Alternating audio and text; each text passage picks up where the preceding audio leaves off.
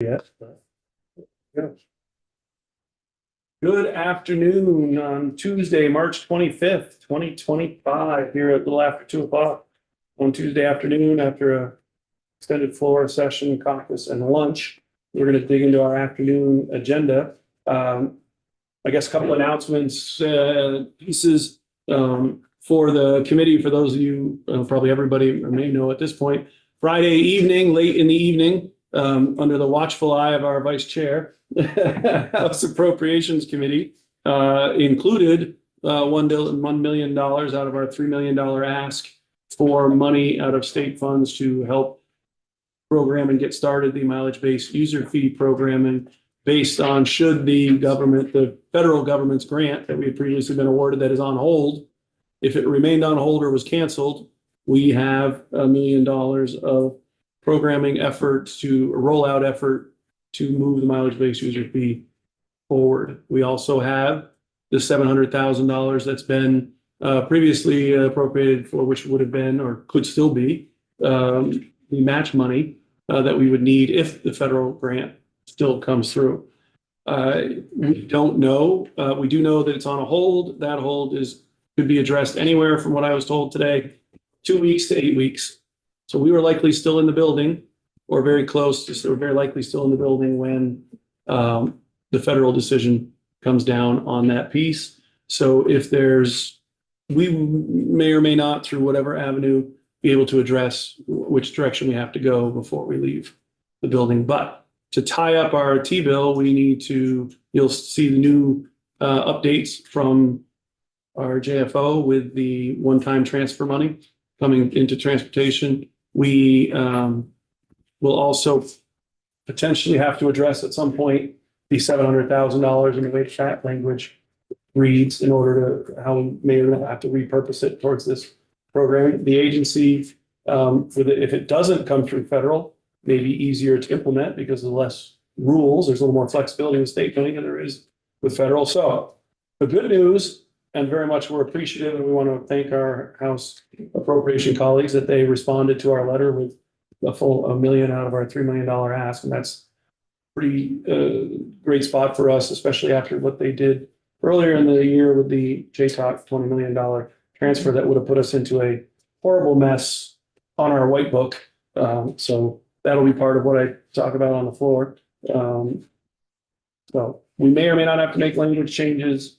We may have some more work to do before we leave the building in relation to those programs, but we are in a spot that we know that it can at least move forward. Whereas without that money, we would not have been moving forward on getting closer to mileage-based user fee. We have a commitment out there that we would charge it after electric vehicles made their 15% of registrations, and we're not in a position to do it. Now we're taking a step farther closer to being able to do it. I sure hope it's in 12 months and not 18 months or something like that.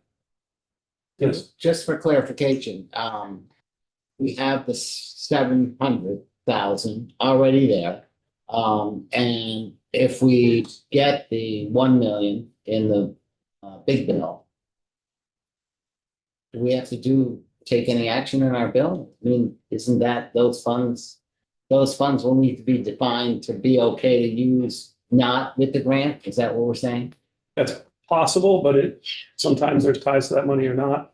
And perhaps that's something. Yeah, I think that's what we might have to touch the language. Chair Walker was referring to is that might need to be tweaked because when we originally set up the 700, we said it was match money. Right. And obviously that may or may not be the case. Yeah. So it's probably just our best interest, and that is just to let it lie. Because we very well could get the grant. Right. So it's just something that on our radar. We'll see how it plays out here. So with our T-bill, we're saying, hey, we've got that money. We're still hoping for the grant. Yeah. Okay. We are really in a much better spot to be able to, in effect, we can wait and see. Yeah. We're going to wait while we're here, and we'll take action at the end if we need be. We will, except for the piece in the budget part that's going to show a one-time transfer. It doesn't change we don't have to change anything else. We've got the best of get the grant, we've got the match, and if we don't get the grant, we've got money that we will work to repurpose before the final passage of the bill to make sure that it can go forward. Yes. Is it okay to ask Patrick the question? If it's about the language, we're going there Yes. next. So that's why Well, it's it's second. about that topic. Do we have a hard date on when we would hear about the grant? Oh, certainly in that area, I'm sorry. Yeah, For the record, Frank Murphy, Monty Sea Transportation. We don't have a hard date, we've been told somewhere between, 2 to 8 weeks. We are continuing to talk with our division office for FHWA. We have a meeting later this week and hope to be able to, provide some updates to the committee when we have them. But we don't have a specific date as to, when it might become available. thank you. Are there other questions about what House appropriations did and about $1 million specifically on this topic? Okay. So also, while in preparing and related to the mileage-based user fee, Representative Pouch in his section to prepare and present on the bill tomorrow, there's a potential language or is an address or an issue that is there. I don't know if Damien, you want to point it out first, then the agency respond, or if I want to just do it, or how you feel about that. On page 20 of our bill, in section 12, under intent of our mileage-based user fee. Representative Pouch, or if you're comfortable with that part of it in terms of ready to go with that or not, or about what is the issue, and then whether or not we need to do anything about it. Sure, you want to jump in? If you are willing, I will, if you're ready, I would like to. I am happy to do that. So we're on page 20 of draft 7.1 at the bottom, section 12 under intent. And we had discussed the intent. There was the whole discussion around the federal, the gas tax and the idea of the mileage-based user fee being comparable to the state tax. And then there was the idea that, well, actually a gasoline vehicle would pay more. We did some work around that right at the end of the committee.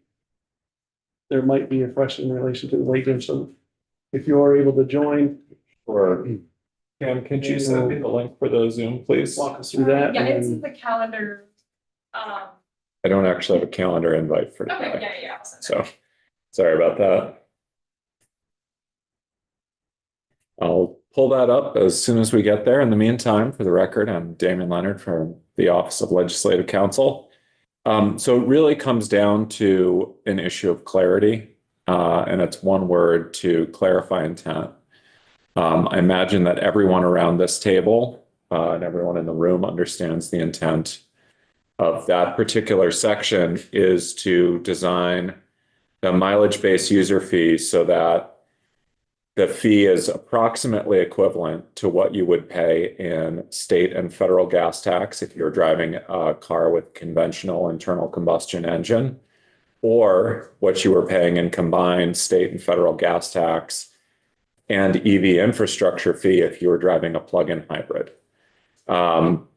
The way it's worded, Representative Pouch caught this, essentially grammatically, the way you would read it is that it would be the combined total of the gas tax for an internal combustion engine plus the gas tax and infrastructure fee for a plug-in hybrid.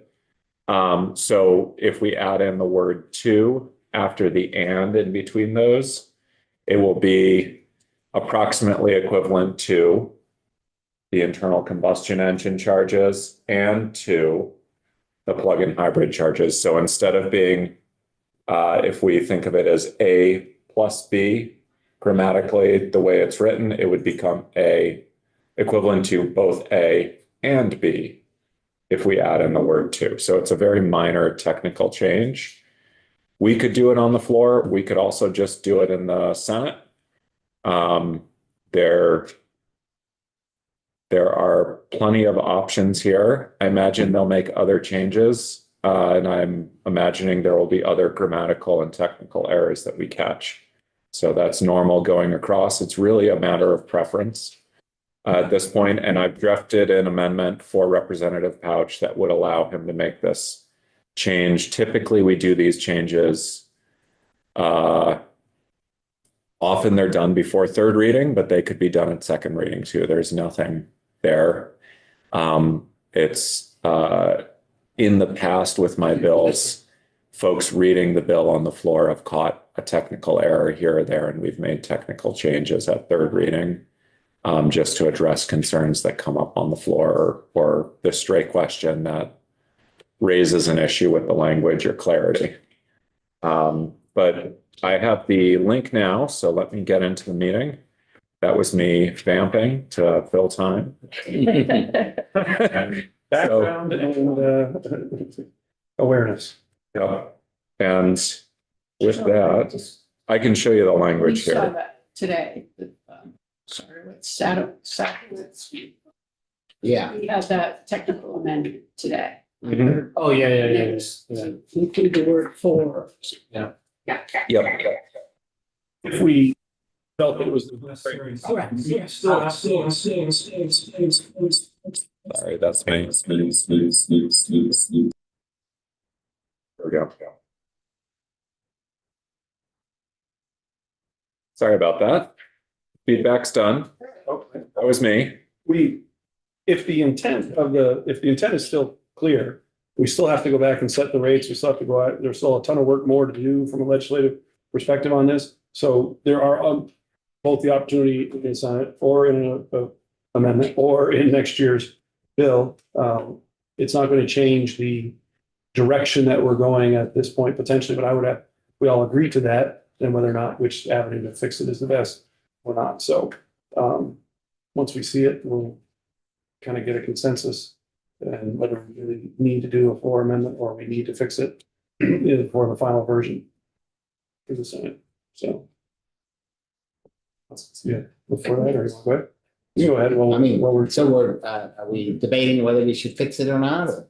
right now, we're gonna I'll wait for look him at to it get it up specifically, there. outline it and show it. And then I guess I Bring would it up. ask people to make sure they understand the intent and do they feel that it comes to our intent, and then whether or not what action we want to take. So, right, as soon as he outlines it to us, then yes, by all means, you get to or what you think we should do.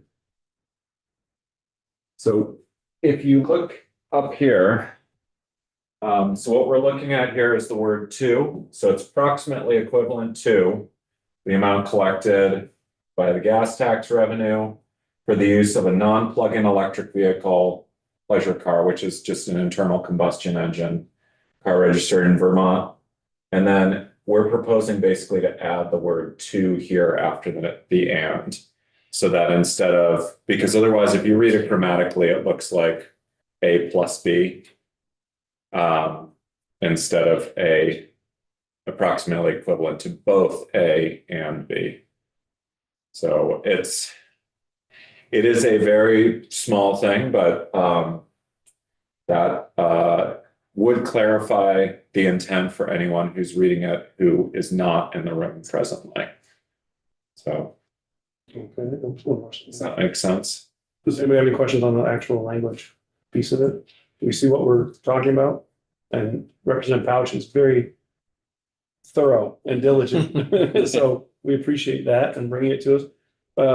Patrick Murphy, if you'd like to be willing to comment from the agency's perspective about understanding our intent and the language the instructions that we're giving to you or not. Sure.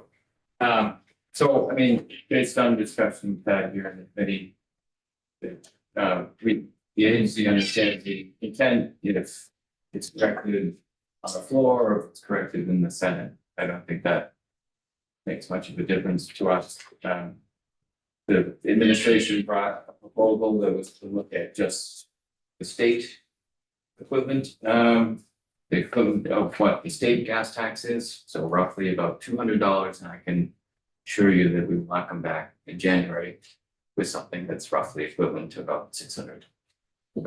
That's equivalent to, If you're reading the language literally as being both and it would add to somewhere around $600, right? Because it's 200, 300 average for a vehicle, and then you're saying as well as the plug-in hybrids. So we're not going to come back with that. You're not going to come back with that That's right. number. You understand what we had intended and through the committee, all the pieces of committee discussion, et cetera. Right. Okay. Anybody have any questions for the agency on this? I want to go back and get, you're saying 200 or 600. I mean, we have data that says what the average, vehicle pays and depends obviously on efficiency. But so we'll want to know that, I'll go and look at it, because it's quite 600. It's not 300, unless you have a very low efficiency vehicle and drive a lot of miles. So I think the average might be a little under that, but Yeah, so the average was somewhere around $214, I think, that we provided in our report. If we're just looking at the state gas tax. When we come back in January, what we'll have is not just a rate, but scenarios from which the committee will be able to decide, at what rate would you set the mileage-based user fee. So it will have that similar table of the impacts to different classes of vehicles, so you can all make your decision based on that. And I guess question for Damian. When we come back next year, we're going to have to review this piece and set all of the rates of what we will or won't set and implement any of the questions that are outstanding. It can't be implemented until it comes back through us. Yeah, and intent language doesn't actually implement. This is just giving the agency sort of direction, saying this is what we're hoping to see from you. And then the prior sections already set out that they're going to develop the framework and then bring it to the legislature.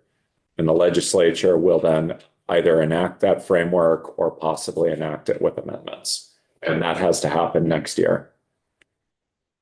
Does everybody on the committee seem to understand Yes. what the issue is? Or just a little bit of not, are there any questions, comments and concerns about what the actual issue is? And then I don't see any there. Is there an opinion about whether we want to A, offer an amendment or B, address it when it gets to the Senate? Are there two options, or C, don't do anything at all, I guess? Is there a D? Am I missing? Is there an A, B, C?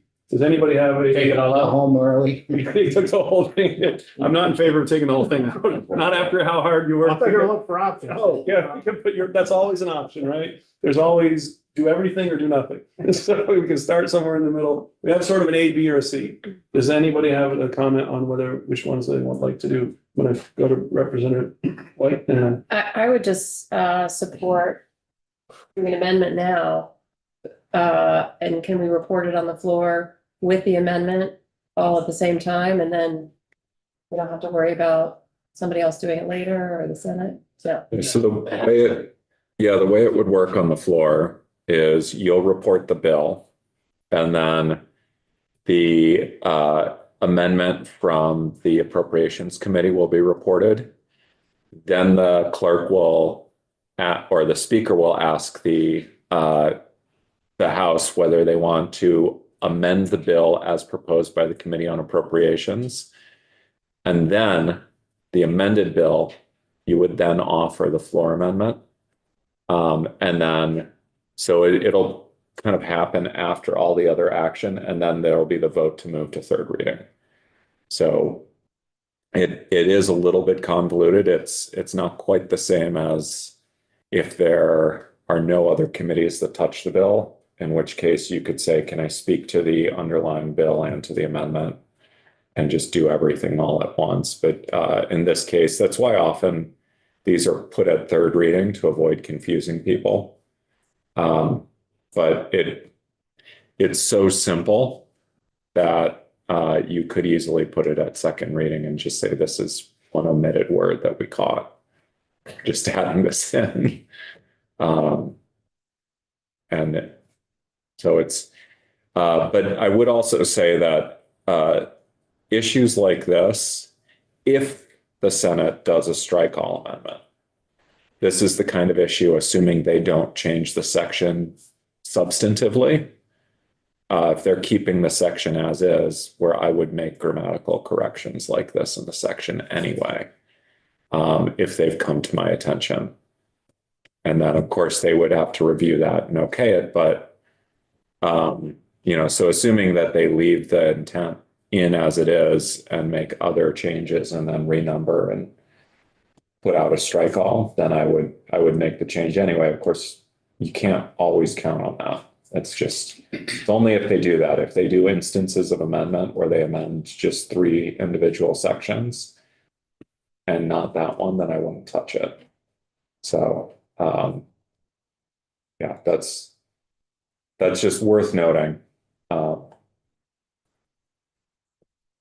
Questions for Tim. Your years on the committee and actually Representative Burke as well. Have you ever had a strike call from the Senate or transportation? Oh, yeah, they do They strike. do it all the time. Yeah, and we're gonna get, so technically, when we get the bill back, we could correct it then if you wanted to. Yeah. Because we're gonna get the bill back from them. And I'm They're not gonna accept it. 100%. Yeah, I'm not gonna concur. They're not gonna Yeah. just agree 100% So, with everything. yeah, no, they've been, yeah, it's strike calls. before, yeah. Clearly, I'm going to speak to them again. Yeah. I'm sorry, Representative Powell? It would be, if it was just up to me, I'd say, oh, let's just fix it, we know it's there. But if we don't do that, it's not the end of the world either, so it's, the intent is known, so that's sort of my opinion. You might have a question. Yeah, And we would be prepared to answer it accordingly, I think. yeah, well, it would be hard to answer, it saying, well, we know it's there, but we didn't do anything about it. So, Then you could That refer might that be one to a- me. it by third read. Then we would have the option to do that. Right? On third read. We would have an option if there was a discussion on second. We could have the option still to do that then, right? Yeah. Or we could put a colon in there after the first 2. And then Oh, we have boy. to add a word, Yes, I mean, I could redraft. colon and a comma, maybe. Would that be So, considered a Scrivener's error or a comma? You don't want to amend? There we go, there's your option D.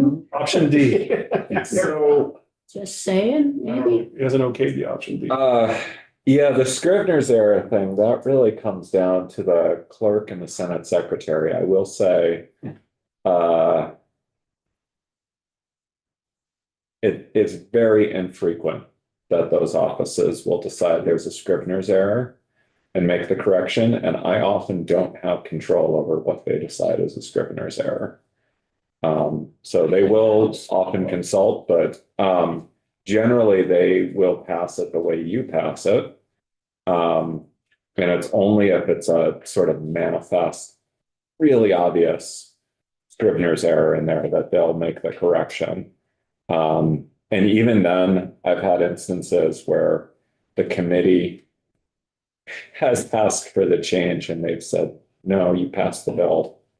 And we're gonna send it over. So in this case, I would say that, yeah, if you want to change, you need to rewrite it. We will, assuming the Senate's gonna do anything, we'll get the bill back. We also can have the Senate fix it.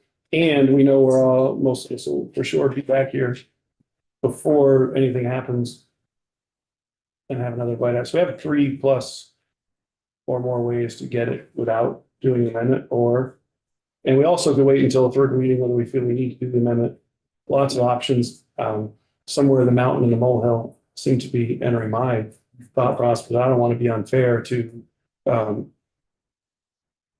if people really feel it's a critical need to change it, but I feel like we have like 4 chances and the people that have to do the work and the people that have to okay it are all here in this room. And none of us are now going to forget. So, does anybody have any other comments or suggestions? How the heck do you take a survey of the committee with an A and a B and a C? Anybody have? Ranked choice voting. Yeah. Oh, my. Just kidding. Maybe doing, Everything was. Okay. You just make the decision, Matt. I mean. And can I do that? Because if it's up to me, then we're going to fix it in the Senate and fix it in the bill beforehand, or when it comes back to us. Or we will fix it before we do anything with mileage-based user fee next year. I would prefer not to do an amendment on the floor. So it's technical error. This is not any effort by anybody to not do what we're trying to get done. Right, But everybody knows what we're trying to do. Everybody agrees with what we're trying to do, and it's 11-0 vote. One clerical error doesn't change the great work that the committee, that you guys did, and that you're moving forward with this, and the conversation and back and forth that you guys had about where we should explore. And even that wasn't really determined because we still have to set the rate later. So it wasn't, that concept was a nice conversation. We're still not setting the rate. So I'm saying that unless somebody wants to jump up and down, we're moving forward without a floor amendment at this point. Go ahead. I would just want to know, since I'm reporting this section, if it gets brought up, what's the answer? If you're not comfortable answering it, I would say throw it to me. Sounds good. Yield to the member from Swan. Yeah, I mean, you can also speak to what the discussed intent of the committee is. And then, you know, if that is insufficient, you can always speak to the member who raises the concern afterwards and offer to, you know, make the amendment before third reading. Okay, So that's another option. It re-energizes my faith that I tell everybody that having Representative Pouch working for my town would make me feel great because everything is reviewed and done at a high level, and I appreciate that very much. Do you think it sounds like I'm picking on? I'm not. I'm dead serious. I love that I know it's going to be thorough and thoroughly done and reviewed, and I appreciate you bringing it to us. And I know it sounds like, it may not sound sincere, but it truly is, because you'd love to know that somebody's taken that serious of attention to everything that we do.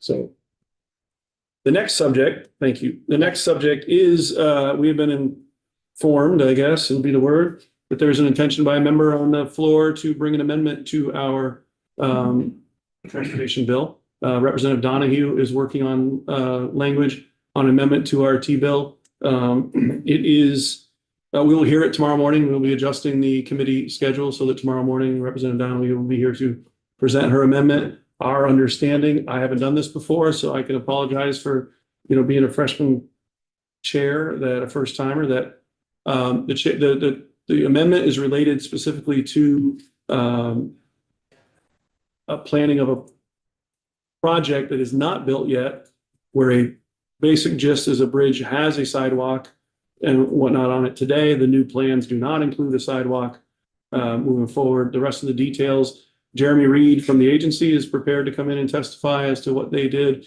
Representative Donahue is going to present what she has on behalf of her constituents in the bridge. You can all take a detour today and drive down Route 12 about 8 or 9 miles and go over it right in front in Riverton and see it if you'd like, but we're not taking a committee field trip. So, but you're welcome to go check it out. It's on Route 12 South in Riverton. The bridge is being rebuilt, if I understand it correctly, and the town did not agree. I don't know exactly what she'll speak to it. They didn't feel that the bridge design is appropriate. The agency felt that it is, and Representative Donahue was going to offer an amendment to try to have that changed in some way. 4-page amendment. Is it? We just got emailed you. Oh, I haven't seen it yet. So we will hear from her tomorrow morning. How does that work? I guess we will expect that Damien will probably be involved to some degree, and the agency will have an opportunity to respond in committee as well. And then we will have a chance to discuss it as a committee. If there's anybody else that you think we're going to need to hear from and whatnot, we better hear that. You better let me know that today. But we do have the Ledge Council, the representative, and the agency all prepared to go. And that we will do tomorrow on, as soon as we're on the agenda, as soon as we can.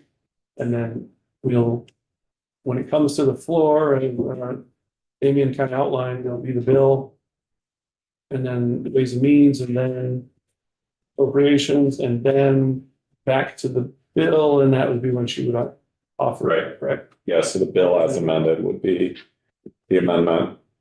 Yep, yeah, the amendment is drafted.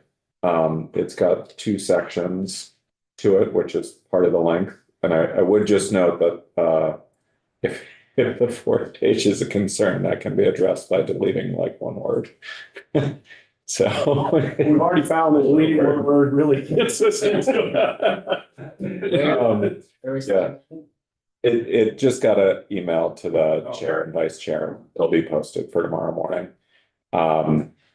So, but yeah, that, you've got the process right. At that point, Representative Donahue, if she decides to move forward, would offer her amendment to the bill as amended by appropriations. Tomorrow morning, we'll have an opinion on what we will do, and make a decision as a committee, what we recommend to the body. Do we have a time we're meeting on that particular?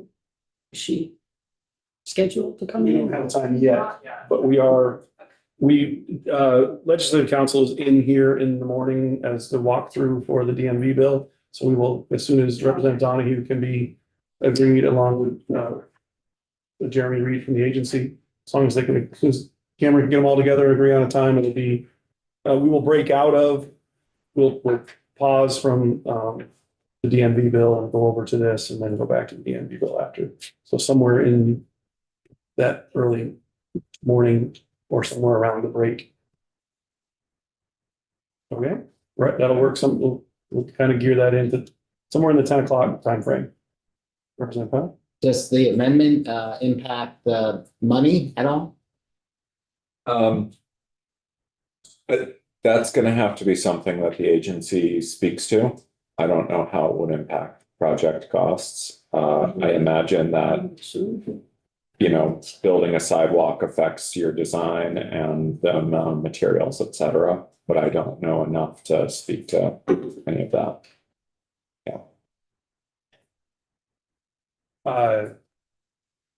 For sneak preview, there is, if you look close enough in the room, you'll find some photographic evidence of said project. So, anyway, I'll share that with you as we go. Other questions? So, 1, 2, 3, when we did that one, that was number 4. Then we did that one. Then we did that. And as far as the rest of the piece goes, we are, as a committee, those that are presenting, we're going to review our presentation to get ready for the floor. From here forward, for those of you who are not presenting, I believe barring